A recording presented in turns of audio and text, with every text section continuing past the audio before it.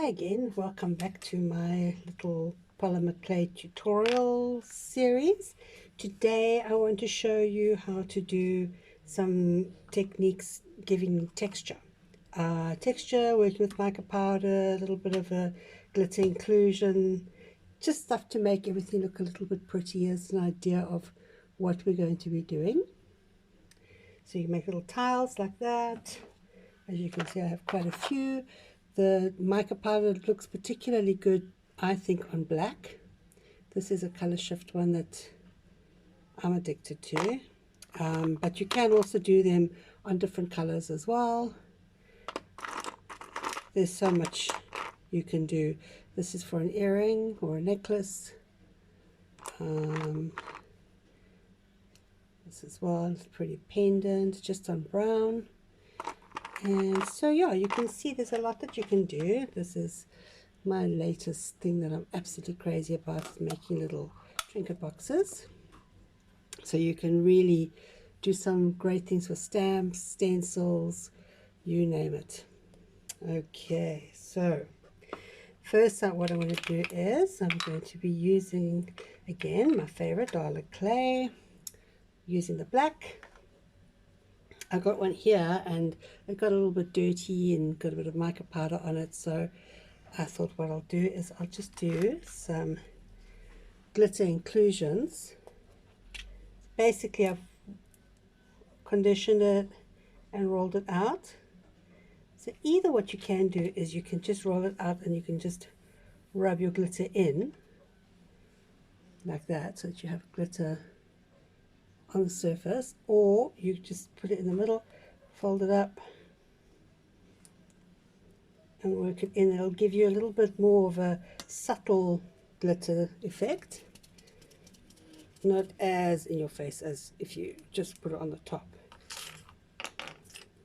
It is very cold today, so it's taking a little bit longer to get the clay nice and soft conditioned. So I'm going to roll it out with my roller.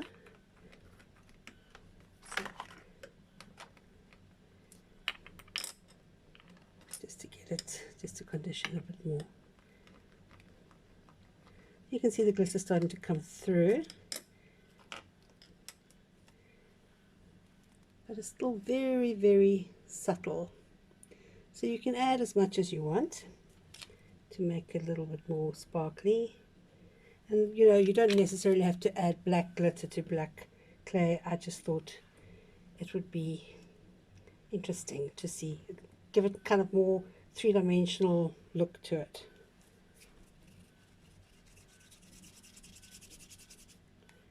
There we go. And you'll notice it does have very strong pigment, so you are going to get a bit of this on your hands. So have your wet wipes ready for if you want to use different colors, especially if you want to go with a light color. And I think that's actually a beautiful effect.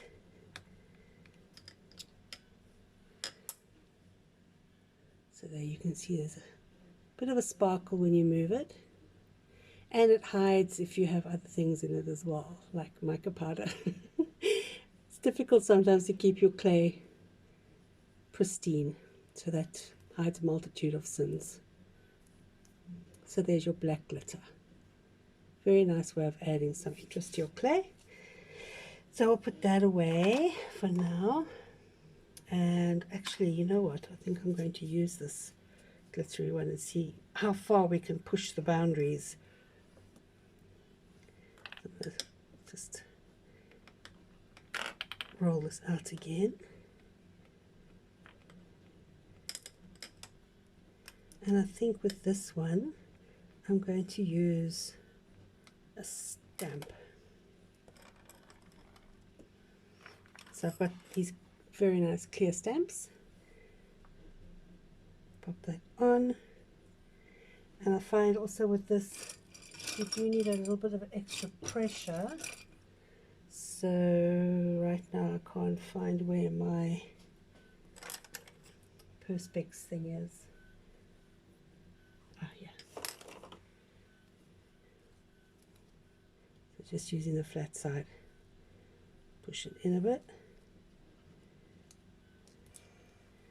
And there we go. Just want to show quickly so that you can see you've got the indentation. So now what I want to do, I'm going to use some of the Dollar mica powder.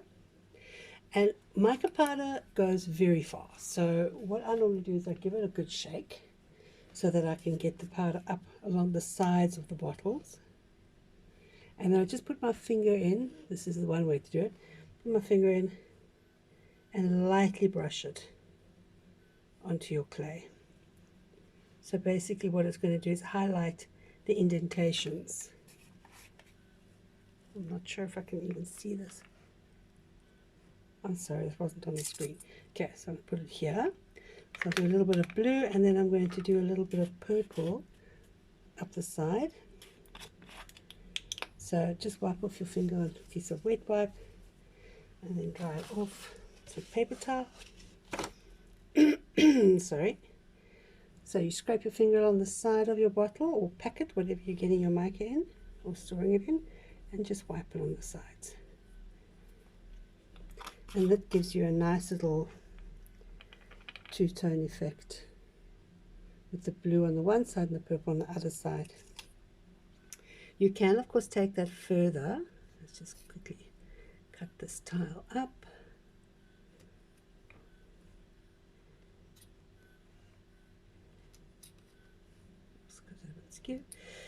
So you can take it a bit further by using a paintbrush. So I've got some very small paintbrushes. I think it's a 0. I can't see the size, but yeah, I think it's a 0. It's a very small one. And then you can use another color, and then just, if you want to, highlight the area. So you can basically do a color by number kind of effect on the insides. And you can change your colors as well, so you don't only have to use the white or the one color. You can then also, I mean, if I want to use some of the blue on the purple side.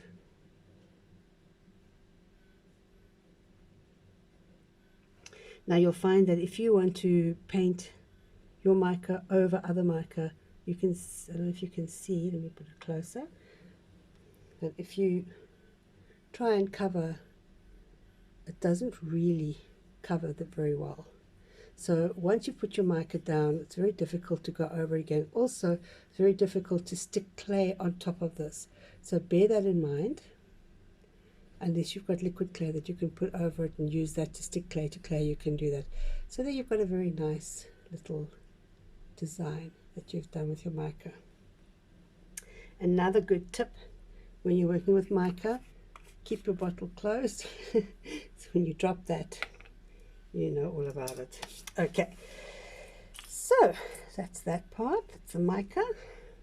My next thing I'm going to do is roll out a bit of the brown.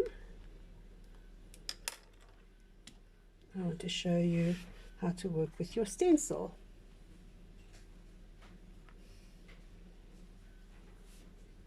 I've got a bit of mica on that, so I'll just ignore that. So this is going to be a bit bigger than what this clay is, so I'm going to just choose that area to work with. Put it down, take your rolling pin and very gently roll over the area that you want your stencil to show. Put it up, and there you have your nice indentation. And then again, you can use your mica powder. I'm going to use some gold. This is more actually bronze, and just highlight it like that.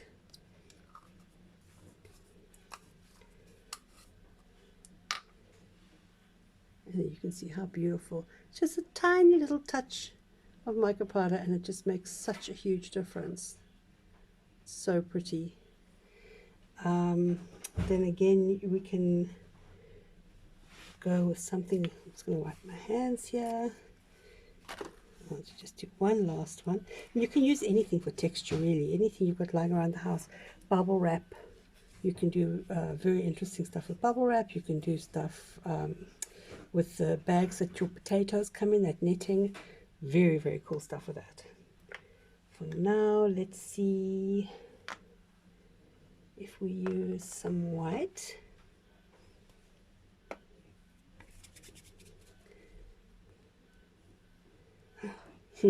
Very difficult to keep your white, as you can see, so, but that's all right because we're going to go over it still with some more mica powder.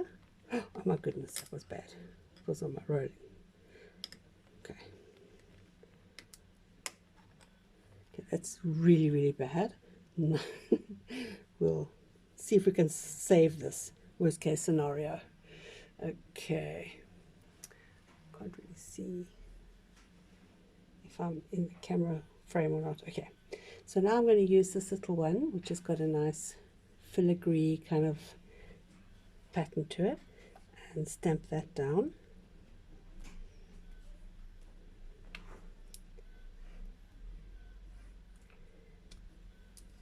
Pull that up. Now we can decide what color are we going to do. We've done, let's do some gold. So I gave it a little shake, take from the side and gently wipe. So maybe we want to use two tones. I'll use the rose gold. So yellow gold and rose gold. Bit of a mess there, sorry. And then I think I'll actually use a bit of the copper.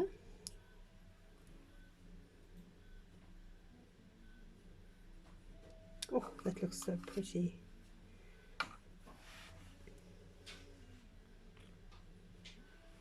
So now you completely forget how dirty that white clay was before I started doing that. So you can cut that out and you can put it into a little pendant or earrings, or again on a box, on a tile. You can wrap that around a pencil, whatever you want to do with that. So that's just a little bit of textures, and more importantly working with your mica powders, remembering less is more, and you can always add extra mica, but it's very difficult to take it off. Thanks for joining. Bye.